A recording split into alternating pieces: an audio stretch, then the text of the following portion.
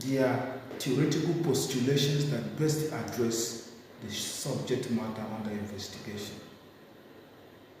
So, and in doing literature review, there are key things that a researcher should focus on. Number one, who are the proponents of those theories? Who are the founders of those theories? Those theories were originated or were established by who?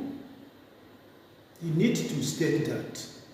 Then number two, what are the assumptions of those theories? What are the theories saying? That is another thing. Look at the assumption of those theories or the postulation of those theories. Then number three, what are the strength of those theories as far as your study is concerned? Look at the strength of those theories. And then number four, also look at the weaknesses or the criticism of those theories, because there is no theory that is 100% perfect. So you also need to look at the criticism of such theories.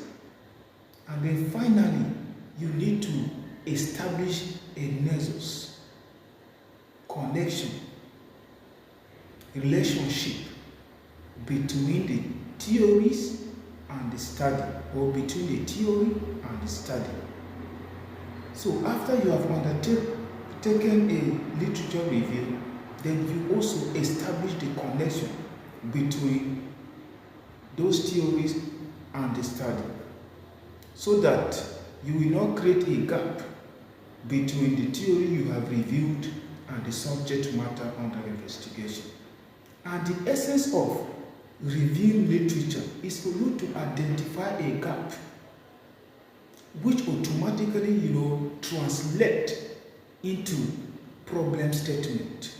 Without reviewing the literature, it will be somewhat difficult for a researcher to identify the lacunas, the gaps in the literature, which at the end of the day will constitute the problem statement.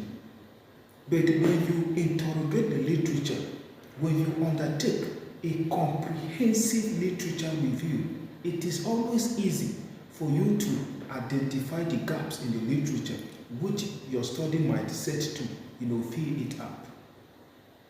So basically what I normally do is I always advise my students to make sure that any topic you are working on, make sure you have abundant literature. Make sure you review this literature first. Read them, understand the arguments as far as that topic is concerned, so that this will help you to identify an apparent gap in the existing literature in the area, so that when you come to write your problem statement, it becomes easy. So thank you very much for being part of today's class. And as I say, literature review is very fundamental. It aids the researcher to identify a gap in the literature, which will translate to his problem statement.